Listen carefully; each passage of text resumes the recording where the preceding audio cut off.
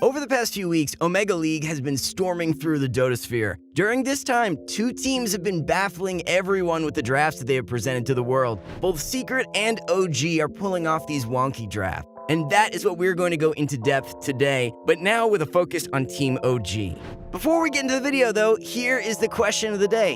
What hero do you instantly ban in the picking phase? Now, without further ado, let's get straight into the video.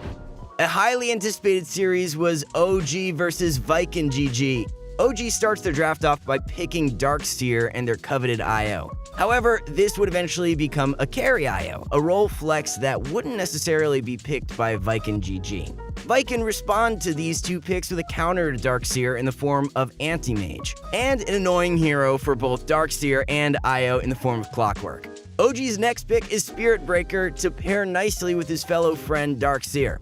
Viking respond to the Spirit Breaker pick with the Grimstroke and Phoenix pick. OG sees a weakness in Viking's draft at this point, but that allows the opportunity for a great Troll Warlord pick.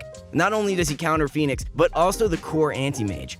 This Troll pick also gives the impression that they have their carry pick. Not to mention, Troll doesn't care about Darkseer or Clock either. Viking's final pick is an Ember Spirit, to which OG responds with an Abaddon pick.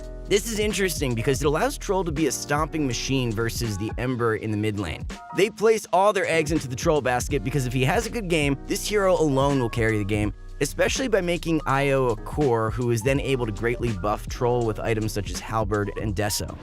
Heading into the game, OG's safe lane of IO Abaddon are unfortunately not going to win their lane against offlane, position 3 Phoenix and Clockwork. However, Troll will be able to completely destroy Ember Spirit in the mid lane. In OG's offlane, Darkseer and Spirit Breaker will be able to get farmed despite being against a counter in the form of Anti-Mage paired with Grimstroke. Darkseer happily puts an Ion Shell on himself to farm waves, to which Anti-Mage cannot contest. Troll is able to free farm and even takes Ember Spirit's stacks in the process of free farming. The Troll dictates the pace of this game, so when he is strong enough, OG's whole team comes together to back him up. This is when the pressure will be heavily applied to Viking's side of the map. Troll keeps pressuring the mid tower until it falls, then OG takes Radiant's top tier 1 tower before they start to invade Viking's triangle area. Viking doesn't like this, so they try to contest but fail in doing so, which gives OG superior map control, but not only that, they have better access to Roshan as well. So Viking are constantly feeling the pressure of having to be positioned near the Rosh pit because Troll can take Rosh down in a matter of seconds at any point.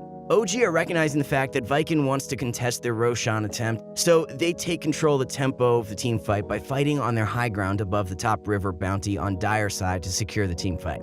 The fight gets led to this area first by Darkseer getting gone on by the Anti-Mage, who is then vacuumed into a wall of replica placed near the stairs to the north of Roshan on Dire. At this moment, Anti-Mage is forced to flee because Troll is running at him, attempting to root him to death. Afterwards, Anti-Mage blinks forward onto the high ground, where he is chased by IO and Troll, but OG at this point recognizes that Anti-Mage is out of the fight. They then proceed to kill Anti-Mage's teammates as a result of him being kicked out of the fight, essentially. Roshan is quickly taken down after this victorious engagement. Viking's tier 2 mid tower is looking terrifically juicy now with Aegis in the back pocket of Troll. After this tower has been taken, there's a huge team fight. Here we see the strength of the Troll pick.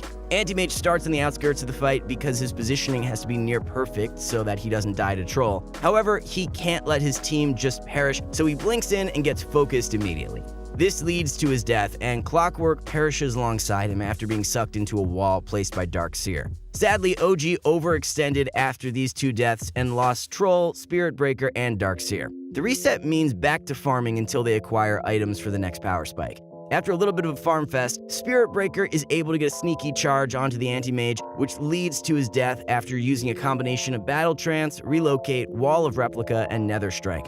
This death and the death of Ember Spirit, who also got sneakily charged in the aftermath of Anti-Mage's death, enabled OG to take Viking's tier 3 mid tower. However, they have to reset because of Ember Spirit's buyback. There aren't any items that Viking can acquire to be able to deal with Troll. Even if Anti-Mage gets 6 slotted, Troll will still outcarry him with the help of the rest of the OG squad. All their heroes are strongly enabling Troll to be able to essentially auto-attack. Troll is easily kited usually unless he has helpers. At this point, OG are acquiring more net worth than Viking. Anti-Mage is the only hero on Viking that's able to farm. Soon after, OG slowly takes down the mid barracks and eventually forces Viking to fight them outside of their base because Viking knows they can't just keep letting OG acquire more and more net worth. That is why they do a desperation smoke, but this ultimately leads to them losing 4 of their heroes, then Roshan. At this point, it is rather set in stone that Viking are not able to come back from such a deficit, especially when OG eventually get an Aegis and cheese.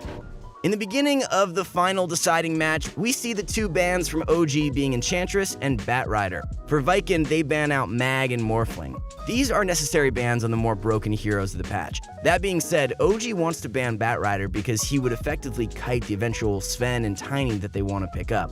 OG picked their loving ball, Io, to which Viking respond with a Dark Seer pick. The second picks for the teams are Tiny for OG and Doom for Viking. Here we see the beautiful tether combo for OG and 2 insane heroes of the meta for Viking. However, Doom and Darkseer don't have the best of synergy.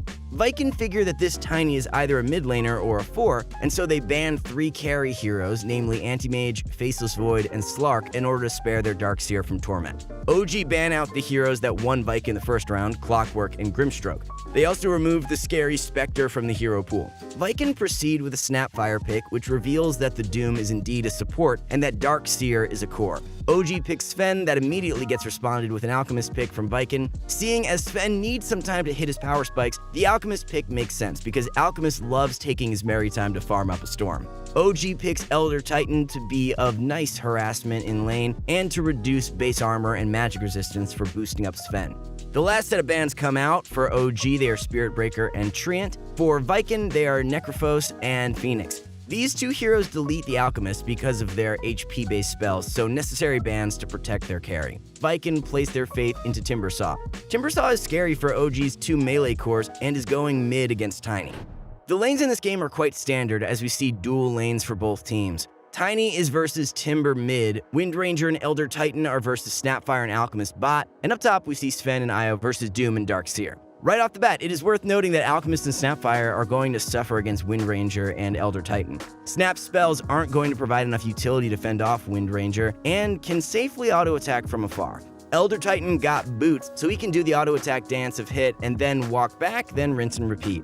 In fact, they can quickly secure first blood with Elder Titan's punches and Windranger's power shot. The lane quickly goes downhill from that point. Up top, Doom suffers against Sven and Io because he has 0 armor to work with. Darkseer suffers too since the creeps quickly get cleaved down by Sven, and Doom doesn't want to have an ion shell on him. Doom starts with boots so he can attempt to salvage the lane by trying to drag the wave. Doom eventually finds an ice armor creep that allows him to be more formidable in this lane. However, the lane still goes unfavorably for Viking because of Doom's incapability to do much early on for his Darkseer. As for the mid lane, the lane turns out pretty even for Timber versus Tiny because Tiny can comfortably last hit with Tree Grab and is able to aggro the creeps closer to him in his tower. At this point, Timbersaw is hitting a power spike and is pressuring the mid tower, so Tiny decides to make a smart and useful rotation to the top lane in order to get a double kill on the Darkseer and Doom. To further pressure, he tries to find Alchemist because OG knows he is farming the woods and is able to secure a much needed kill on the farming Alchemist. However, his pressure doesn't end there. He goes top again to get a kill on the Darkseer. Tiny loves this top lane and is able to kill Doom as he is trying to escape past their tier 1 tower on top. In this way, OG are set up to take all the bounty runes away from Alchemist. There is no mercy as Tiny once again is able to kill Darkseer. The top lane has been insanely dangerous for Viking. Even showing their heroes is starting to become dangerous for them. Sven shows so much disrespect by taking Alchemist's farm in front of his face. Tiny has decided that the Darkseer doesn't get to have a game as he is relocated to kill Darkseer once again. OG wants to take the tier 1 mid tower, but Viking has a dead hero in the form of Timbersaw, so he acts as a shield for their tower. This doesn't stop Tiny from pressuring other heroes though. OG had placed a ward on Radiance Hill near the top tier 1 tower to spot whenever Doom or Darkseer were vulnerable. So after acquiring Blink Dagger, Tiny and Io relocate to kill poor Doom, then kill Darkseer once again near the top lane. Right now, OG has good map control, but not the best because towers are hard to acquire because of the tanky Timbersaw that is blocking them from these crucial towers. OG is waiting for Windranger's power spike in the form of an MKB. Alchemist has gotten this powerful Radiance and wants to pressure OG's bot tier 1 tower. During this process, Sven dies to the gathering of Viking. However, OG are able to take down the raid boss with a clutch relocate and a beautiful ward by Viking's Radiant mid tier 1 and tier 2 tower.